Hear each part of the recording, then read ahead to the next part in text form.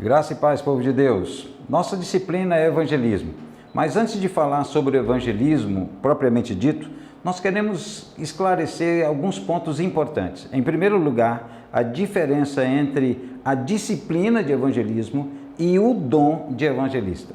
Bom, o dom de evangelista é a capacitação especial dada por Deus a alguns homens e mulheres para uma habilidade e um ardor diferenciado no coração dessas pessoas acerca da evangelização pessoal e da evangelização mundial. Esses homens são homens e mulheres tocados pelo Espírito. Eles não perdem oportunidade, choram pelas almas perdidas, têm um ardor fervente, criam oportunidade e se a oportunidade não lhe é dada, ele vai atrás dessa oportunidade. Homens como Billy Graham, e talvez como aquele irmão na sua igreja, aquele irmão ali que compartilha o evangelho, que toca na vida de pessoas, que não para de evangelizar. Bom, esses são os que têm o dom de evangelista. Além disso, nós temos também a função dos 5 ministérios. Uma delas é o evangelista. Ele mesmo, diz a palavra, Jesus Cristo, concedeu uns para apóstolos, profetas, pastores, mestres, também para evangelista. Essa capacitação especial dada por Deus nos 5 ministérios são para aqueles que capacitam a igreja, que acende a chama e capacita a igreja para a evangelização mundial e pessoal. Bom, o evangelismo já é uma disciplina da igreja, uma disciplina de todo cristão. Todos nós temos que desenvolver essa disciplina. Nem todos nós temos o dom de evangelista, mas todos nós temos a responsabilidade acerca da evangelização pessoal e também da evangelização mundial. Você e eu somos responsáveis para evangelizar, para desenvolver essa disciplina. A igreja primitiva perseverava e na forma como ela perseverava, o evangelismo se tornou algo natural. Essa é uma diferença importante para identificarmos. Outra diferença que é importante, e é por onde eu quero começar, é a questão entre o evangelho e o evangelismo. Bom, para sermos bons evangelistas, nós precisamos saber compartilhar o evangelho, saber compartilhar esse evangelho verdadeiro. Por isso eu quero compartilhar com você algumas coisas. Só um minuto pegar aqui meu controle. Amém? Então, primeiro eu quero falar com você sobre o evangelho. Vamos definir o que é evangelho. Bom, a palavra evangelho, ou evangelion, ela é uma palavra grega e quer dizer boas novas ou boas notícias, ou no singular e no plural. Então, essas boas novas são notícias que chegam até nós. Bom, na nossa perspectiva cristã, o evangelho é as boas notícias de salvação. No prisma, na cosmovisão cristã, quando falamos de evangelho, estamos falando das boas notícias da salvação, ou seja, as boas notícias acerca de Jesus Cristo. Cristo é o evangelho. Esse é o evangelho anunciado pelos apóstolos, pela igreja, que deve ser mantido em nosso caminho. Na aplicação cristã, então, esse evangelho se refere à pessoa de Jesus Cristo. Evangelizar é compartilhar, é entregar essas boas notícias e revelar esse evangelho de Jesus Cristo. Por isso, o apóstolo Jesus falou no começo do seu ministério, lá em Marcos, capítulo 1, versículo 14 e 15, ele diz assim: e depois que João foi entregue à prisão, veio Jesus para a Galiléia pregando o evangelho do reino, dizendo, olha as palavras de Jesus, ele disse, o tempo está cumprido e o reino de Deus está próximo, arrependei-vos e credes no evangelho.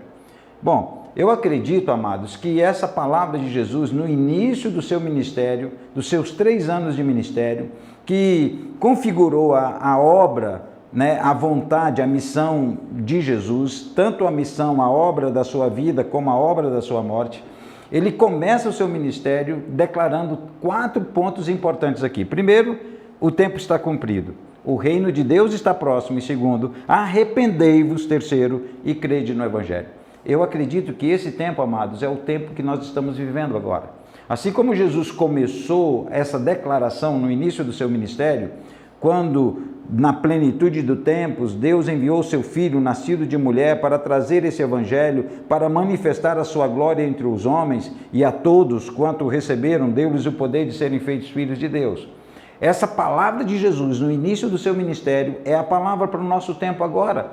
A era da igreja está terminada. A era da igreja termina agora. E nós estamos na expectativa da segunda vinda de Jesus, do arrebatamento da igreja. Por isso, essa palavra de Jesus tem a ver com o tempo que nós estamos vivendo hoje. O tempo está cumprido. A plenitude dos tempos, que era quando o nascimento de Jesus, é agora também com a chegada do fim da era da igreja. A dispensação da graça. Também o reino de Deus está próximo, assim como o reino de Deus está próximo, o rei está voltando. Aquilo que foi anunciado, proclamado e estendido agora será concretizado na volta de nosso Senhor Jesus Cristo. Arrependei-vos. O arrependimento, meus amados, é algo necessário para esse tempo. Se há duas coisas que preparam a igreja para a volta de Jesus Cristo, se há duas coisas que o Evangelho precisa conter, é a manifestação da glória de Deus e o arrependimento. Essas duas coisas precisam estar juntas, tanto quando nos preparamos para a volta de Jesus, quanto também para o evangelismo, para levar o Evangelho, o arrependimento, a tristeza segundo Deus. Paulo fala lá em 2 Coríntios, capítulo 7, versículos de 9 a 11, ele fala dos frutos, ele fala da tristeza segundo Deus e a tristeza segundo o mundo. Está na hora da igreja chorar. Não é tempo de rir, é tempo de chorar, é tempo de arrependimento. E esse arrependimento, ele produz vida. A tristeza segundo Deus produz vida. A tristeza segundo o mundo é o remorso. A tristeza segundo Deus é o arrependimento.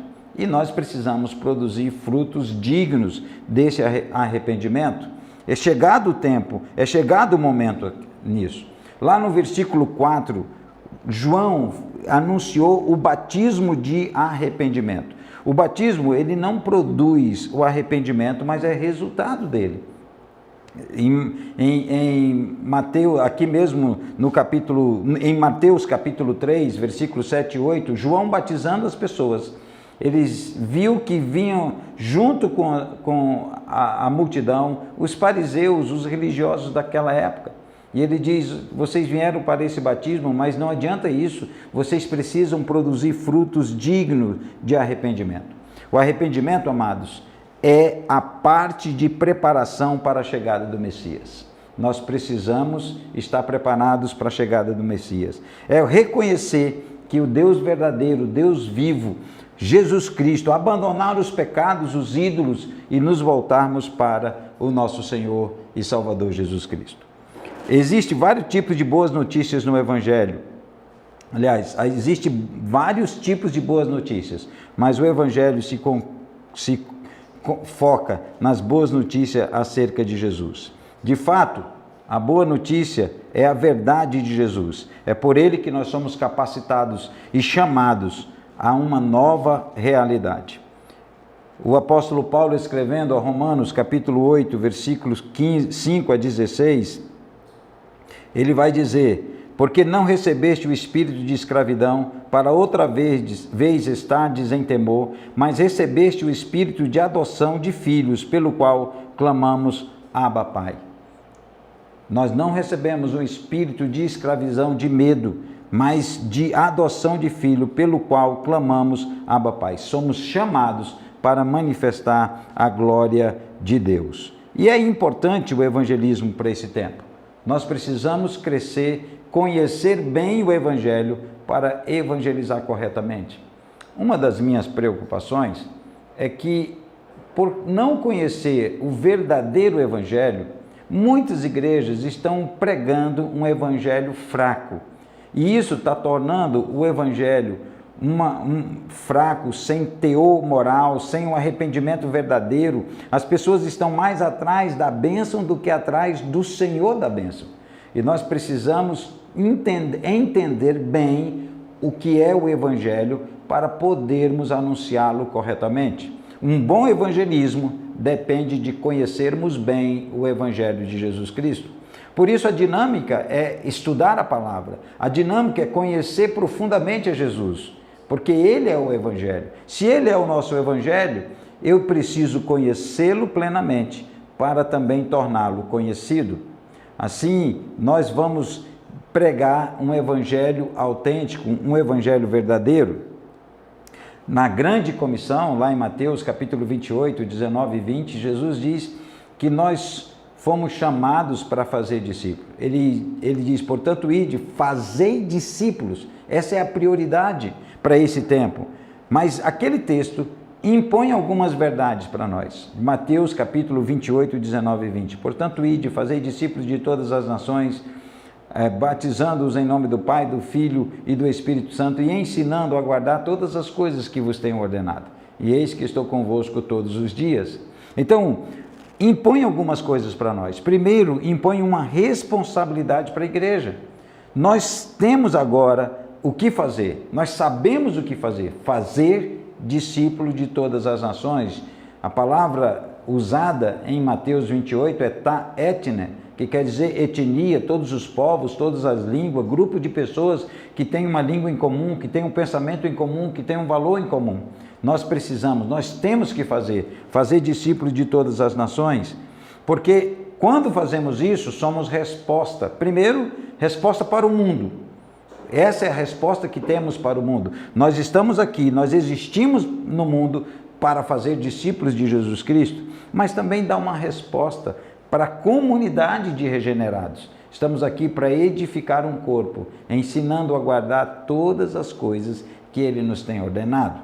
E nós, amados, precisamos avançar, correr, porque o tempo está terminando, o tempo está acabando. Jesus está voltando e nós temos pressa, Jesus tem pressa. Tem crescido no mundo o fanatismo. Se caracteriza por um elo irracional, onde a pessoa usa a sua força, mesmo depois de ter perdido seu foco. O fanatismo tem crescido no mundo, o pluralismo religioso tem crescido no mundo, as opções de que são diversificadas, rejeitam qualquer coisa que tenha uma reivindicação de uma verdade exclusiva, como a do Evangelho. Jesus é a verdade, Ele não é uma das verdades, Ele é a verdade, Ele é o caminho, Ele é a vida. Há um indiferentismo hoje na multidão, nas nações, na comunidade, na sociedade. As pessoas estão se tornando indiferentes, elas não somente negam a fé, mas elas também declaram que ela é desnecessária. Em alguns momentos até argumentam que a fé é prejudicial.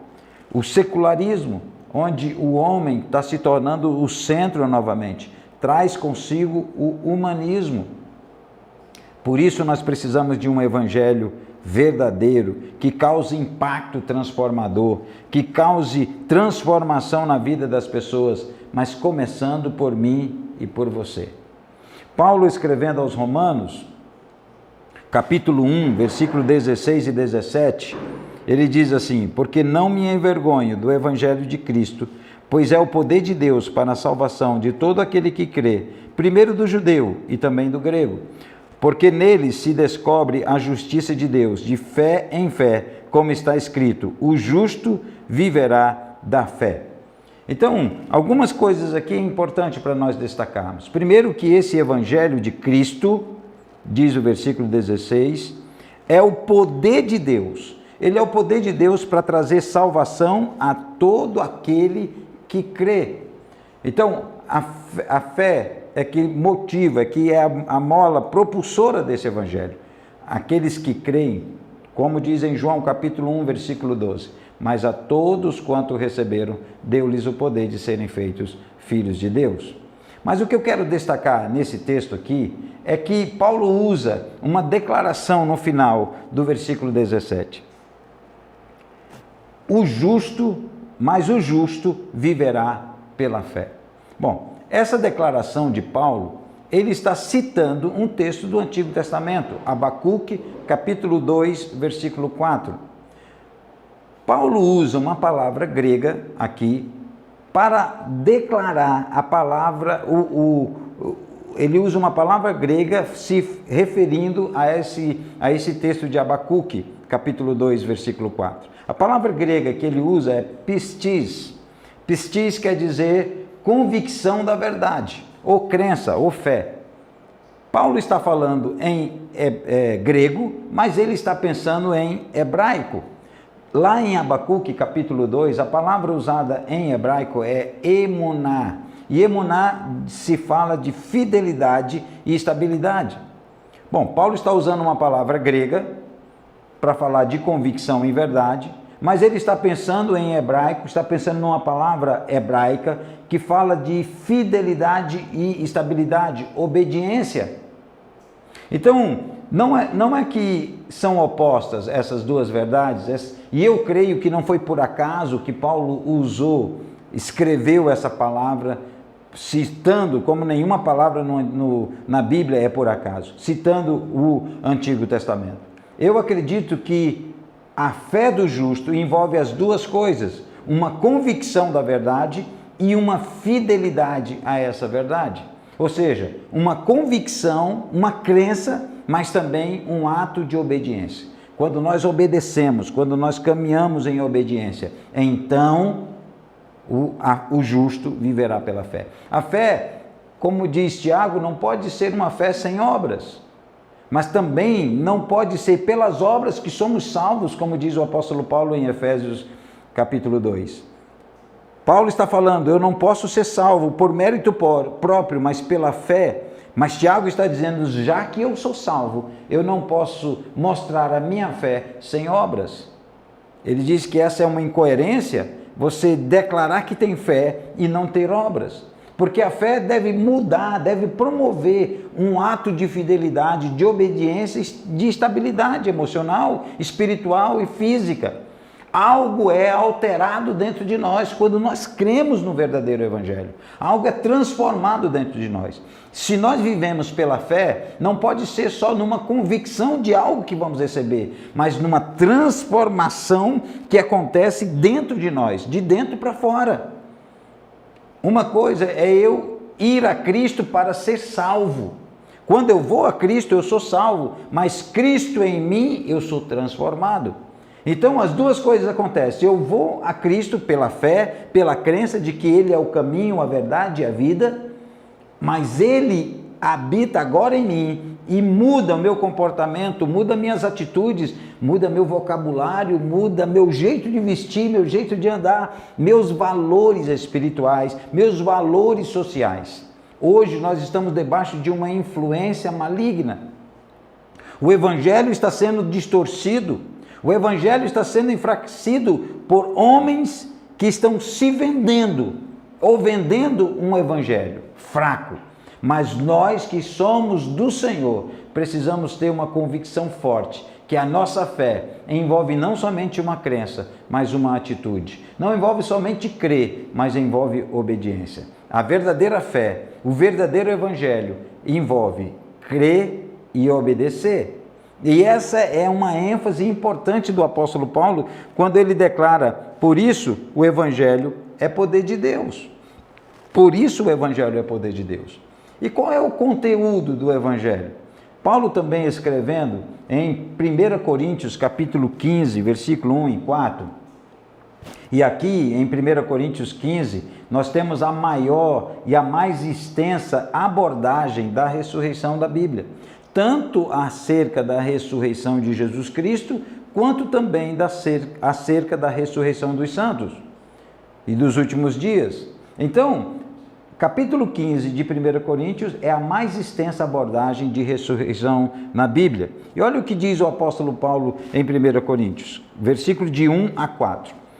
Também vos notifico, irmãos, o evangelho que já vos tenho anunciado, o qual também recebeste e no qual também permaneceis, pelo qual também sois salvos, se o retiverdes tal como vos tenho anunciado, se não é que credes em vão.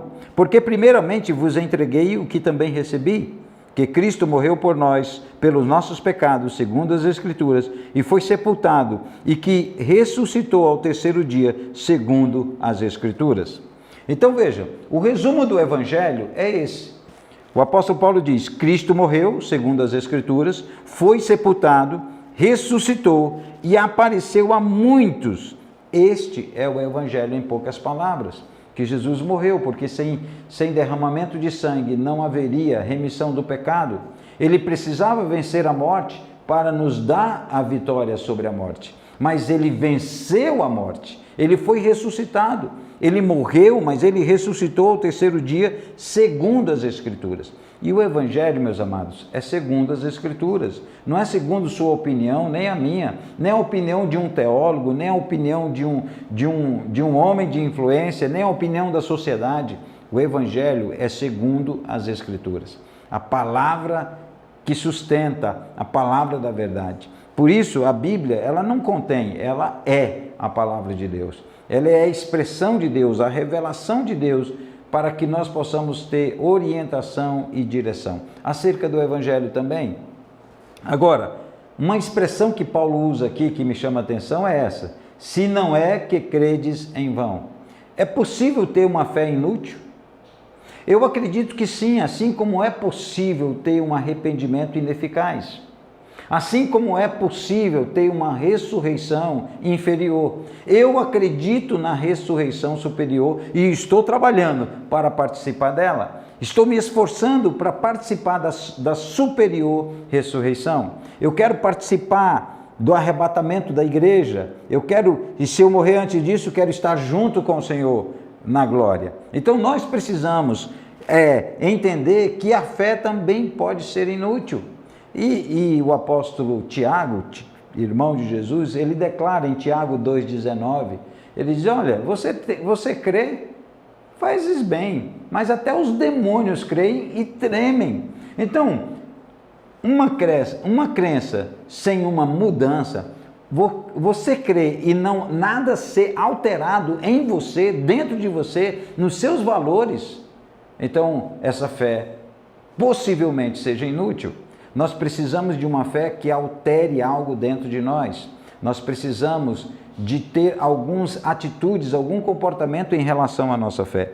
Se a pessoa e a obra de Jesus não está presente no Evangelho, é outro Evangelho. Nós não podemos correr esse risco. Jesus é o foco.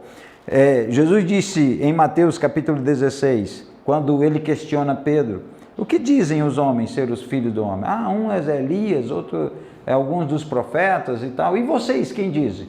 E Pedro se levanta e diz: tu és o Filho, o Cristo, tu és o Cristo, o Filho do Deus vivo. Sobre essa declaração eu edificarei a minha igreja. Esse é o fundamento da igreja. Cristo, o Filho do Deus vivo. Esse é o fundamento da igreja, esse é o fundamento, é o nosso assunto. Qualquer outra coisa que fazemos, que não leva isso em consideração, que não leva Cristo como fundamento, que não manifesta a glória dele, então esse é um falso evangelho e esse não é o nosso evangelho. O fundamento da igreja é Cristo, o Filho do Deus vivo, verdadeiro homem, verdadeiro Deus. Esse é o nosso fundamento, é o fundamento da igreja. Mas Paulo diz: se você não credes em vão. Ele destaca alguns pontos aqui importantes para que a nossa fé seja verdadeiramente eficaz, para que ela não seja inútil.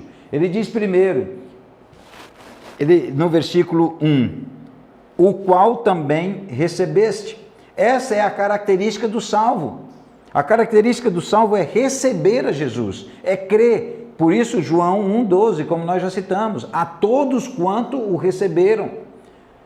João 3,16, porque Deus amou o mundo de tal maneira, para que todo aquele que nele crê não pereça. Porque Deus amou o mundo de tal maneira, para que todo aquele que nele crê. Então, receber é uma característica do salvo. Nós precisamos receber pela fé, tudo começa pela fé. A nossa paternidade começa pela fé.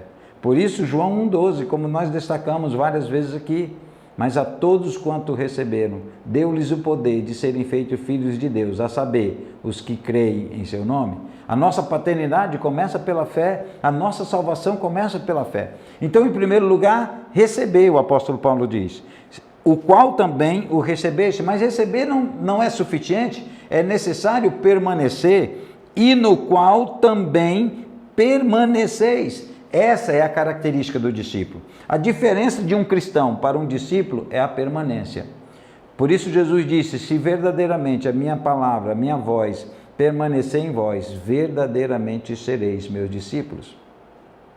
Há uma exigência, há um elemento da salvação importante aqui. O primeiro é o receber pela fé, mas esse outro elemento importante na salvação é o permanecer. E esse permanecer é a fidelidade, é o compromisso do discípulo de romper em fé, de romper em andamento com ele. Então, receber a palavra, receber, essa é uma característica do cristão. E por terceiro, reter, que é uma característica do vencedor. Aqui é aquele que retiver até o fim. Por isso o versículo 2 diz: pelo qual também sois salvos, se o retiverdes, tal como tenho anunciado, se não é que credes em vão. Essa é uma característica do vencedor. E eu aponto aqui para as promessas que temos no livro de Apocalipse. Ao que vencer, ao que permanecer até o final. Hebreus diz que nós somos casa de Deus, Hebreus capítulo 3, que nós somos casa de Deus se permanecermos, retivermos até o fim essa confiança. Então reter é mais do que apenas, é a perseverança até o fim, até as últimas consequências. Então nós temos aqui a característica do salvo, a característica do discípulo e a característica do vencedor. Então, se a pessoa e a obra de Jesus não está presente em um evangelho, ele é outro evangelho. E eu quero concluir com mais um texto aqui com vocês. 2 Coríntios capítulo 11, versículo 3 e 4. O apóstolo Paulo diz assim: mas temo que assim como a serpente enganou Eva com a sua astúcia, assim também sejam de alguma sorte corrompidos vossos sentidos, e se apartem da simplicidade que há em Cristo. Grife essa parte, apartem da simplicidade que há em Cristo, o evangelho puro e simples. Porque se alguém for pregar-vos outro Jesus que nós não temos pregado, ou se recebeis outro Espírito que não recebestes, ou outro evangelho que não abraçastes, com razão o sofrereis. Não podemos, o que Paulo está dizendo, por que suporta? Por que vocês sofrem esses que trazem outro evangelho? E ele começa dizendo, primeiro, apresentam um outro Jesus, um Jesus que a Bíblia não anuncia. E verdadeiramente nós temos visto um evangelho que apresenta um Deus que Jesus não conhece. Nós precisamos tomar cuidado. O evangelho puro e simples é a pessoa e obra de Jesus Cristo. Então o apóstolo Paulo diz: aqueles que anunciam outro evangelho, mas também que andam pregando para que recebam outro Espírito. A consequência, o resultado é outro evangelho. Então, outro Jesus, mais outro Espírito, o resultado é outro evangelho, diferente daquele que já nos foi anunciado. Por isso, lá em Gálatas, capítulo 1, versículo 8 e 9, Paulo declara: seja anátema.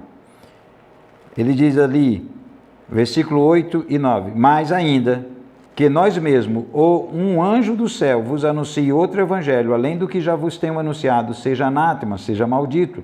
Assim como vô-lo dissemos, agora de novo também vô-lo digo, se alguém vos anunciar outro evangelho, além do que recebeste, seja anátema. Então, nós não podemos evangelizar sem conhecer o evangelho. Por isso, o ponto principal da minha primeira aula com vocês é: nós precisamos conhecer o evangelho para poder evangelizar corretamente. Amém? Que Deus te abençoe no nome poderoso de Jesus. Até a próxima aula.